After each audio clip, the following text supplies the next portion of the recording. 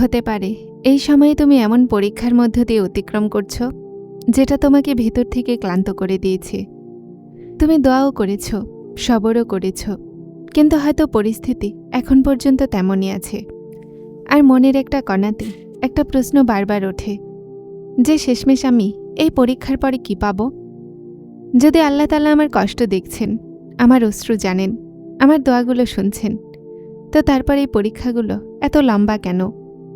হয়তো আজ তুমি এই ভিডিও কোনো আশাতেই খুলেছ, যেন এমন কোনো কথা শুনতে পাই যেন তোমার মনের বোঝা একটু হালকা করে দিবে। কেননা আজ আমরা এটাই জানব যে কোরআন আর সুন্নতে পরীক্ষার পর সবরের জন্য কি ফল আর কি খুশির খবর বয়ান করা হয়েছে। আর পরীক্ষার ভেতরেও এমন কোন কল্যাণ থাকতে পারে যেটাকে মানুষ ওই সময় বুঝতে পারে না। হতে পারে তুমি দীর্ঘ সময় নিজেকে এটাই বোঝাচ্ছ যে যদি আর একটু সবর করে নেই পরিস্থিতি বদলে যাবে, কিন্তু দিন পার হতেই থাকলো, আর যেই স্বস্তির তুমি অপেক্ষা করেছিলে সেটা এখন পর্যন্ত দেখা গেল না। কখনো তুমি নিজেকে মজবুত করে নিলে, কখনো একাকিত্বে চোখগুলো ভিজে গেল, আর কখনো মন নীরবভাবে জিজ্ঞাসা করল, ইয়া আল্লাহ, শেষমেশ কতক্ষণ? যদি তুমি এই মাকামে দাঁড়িয়ে আছো, তো আজকে একটা কথা তোমার মনে ঢুকিয়ে নাও। তোমার পরীক্ষার মানে শুধুমাত্র এটা নয় যে তোমাকে সহ্য করতে হবে। আল্লাহ তাআলা সবরকারীদের জন্য এমন সুসংবাদ বয়ান করেছেন যেগুলো জানার পরে হয়তো তুমি আজকের দুঃখকে আগের মতো দেখবে না। আর এই সুসংবাদগুলোতে তোমার ওই প্রশ্নের জবাবও লুকিয়ে আছে, যা হয়তো দীর্ঘ সময় তোমার মনে আছে। তুমি হয়তো এই অপেক্ষা করেছ যে আল্লাহ তাআলা তোমার চিন্তাগুলো শেষ করে দিবেন, তিনি বন্ধ দরজাগুলো খুলে দিবেন, তোমার দোয়া পূরণ করে দিবেন, আর তোমাকে সেই জিনিস ফিরিয়ে দিবেন যেটার জন্য তুমি এতদিন ধরে কাঁদছিলে। কিন্তু একটু ভাবো, যদি আল্লাহ তাআলার দান শুধুমাত্র এতটুকুই না হতো যে যদি পরীক্ষা আর তোমার সবরের বদলে তোমার জন্য কিছু এমনও হবে যেটাকে তুমি এখনও দেখতে পাচ্ছ না। কোরআন মাজিদে সবরকারীদেরকে শুধুমাত্র স্বস্তির আশা দেয়া হয় না, বরং ফল, রহমত আর হেদায়েতের সুসংবাদও দেন। আর সবচেয়ে খুব সুন্দর কথা হলো এটাই যে আল্লাহ তাআলার এখানে তোমার ওই সবরও যাওয়া হয় না, যেটার ব্যাপারে দুনিয়ার কোনো মানুষ জানতেও পারে না। সেই রাতগুলোও নয়, সেই অশ্রুগুলোও নয়, আর সেই দোয়াগুলোও নয় যা তুমি একাকিত্বে শুধুমাত্র তোমার রবের কাছে চেয়েছ। যে সবরকারীদের জানা এই সুসংবাদগুলো কি, আর একজন পরীক্ষা দিয়ে অতিক্রমকারী বান্দা এগুলোকে কিভাবে বুঝতে পারে?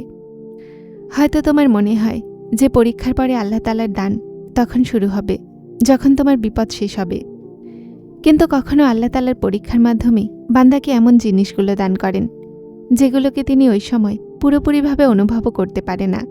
সেই পরীক্ষা তোমার মনকে এমন কথাগুলো শেখাতে পারে যা তুমি খুশি আর স্বস্তির দিনগুলোতে কখনোই শিখতে পারবে না। কাল পর্যন্ত সেই জিনিস ছাড়া তুমি নিজেকে অসম্পূর্ণ ভাবতে, আজ তুমি ওটা ছাড়াই বাঁচতে শিখেছ। কাল পর্যন্ত যেই মানুষের বদলে যাওয়াতে তোমার মনে হতো যে তুমি সামলাতে পারবে না নিজেকে, আজ তুমি অশ্রুগুলোর পরেও তোমার রবের সামনে দাঁড়িয়ে আছো। তুমি হয়তো এটাকে তোমার ব্যর্থতা ভাবছ, কিন্তু লক্ষ্য করো তো, তোমার ভেতরে আগের থেকে কোথাও বেশি সহ্য ক্ষমতা তৈরি হয়েছে। অর্থাৎ যেই পরীক্ষা তোমাকে দুর্বল অনুভব করাচ্ছে সেটাই তোমার ভেতরে ভালো পরিবর্তনের মাধ্যমও হতে পারে। আর হয়তো এজন্যই কোরআন মাজিদে পরীক্ষার কথা বলে মানুষকে একা ছাড়ে না। আল্লাহ তাআলা ভয়, ক্ষুধা, জানমালের ক্ষতির মতো পরীক্ষাগুলোর কথাও উল্লেখ করেছেন। তারপর সবরকারীদেরকে সুখবর দেয়া হয়। আর এই সবরকারীদের ব্যাপারে সামনে বলা হয়েছে যে তাদের ওপরে তাদের রবের পক্ষ থেকে পুরস্কার আর রহমত আছে, আর এই মানুষেরাই হেদায়েত প্রাপ্ত।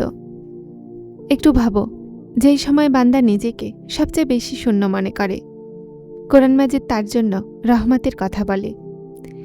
এটার মানে এটা নয় যে দুঃখ অনুভব হবে না, অর্থাৎ চোখ থেকে অশ্রু পড়বে না, বরং এটা যে আল্লাহ তোমার অবস্থা সম্পর্কে ভালোই জানেন, আর তোমার সবর তার ওখানে যাওয়া হয়নি।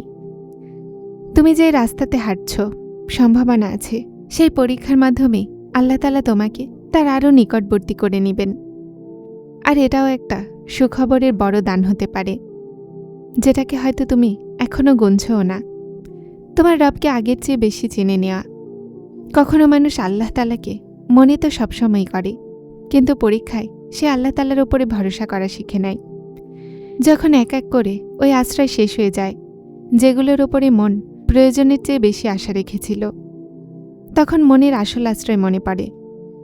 তারপর দোয়া শুধুমাত্র পাওয়ার মাধ্যম থাকে না, সেটা মনের আশ্রয়স্থল হয়ে যায়।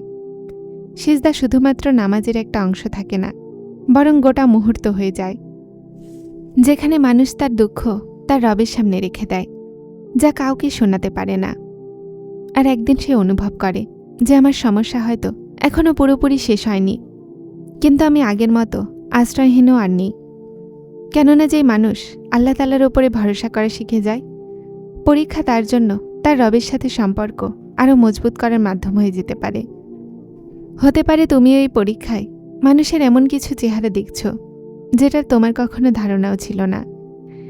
যাদের উপরে আশা ছিল তারা নীরব হয়ে গেছে, যারা সাথে থাকার ওয়াদা করেছিল তারা দূরে চলে গেল, আর কিছু মানুষেরা তোমার কারণ বুঝতেই পারল না। এই সব কিছু খুব কষ্টকর মনে হয়, বিশেষ করে তখন যখন মন আগে থেকেই কোনো বিপদের সাথে লড়াই করছে। কিন্তু যখন এই পর্যায়ে মানুষকে একটা এমন বাস্তবতা বুঝিয়ে দেয় যা সহজ দিনগুলোতে বুঝে আসে না। মানুষ আশ্রয়ের অংশ হতে পারে, কিন্তু আমাদের মনের শেষ আশ্রয় হতে পারে না। কেননা মানুষ বদলাতে পারে, নিরুপায় হতে পারে, দূরে যেতে পারে, কিন্তু আল্লাহ তাআলা তার বান্দার অবস্থা সম্পর্কে ভালোই জানেন, আর তার ডাককে শোনেন।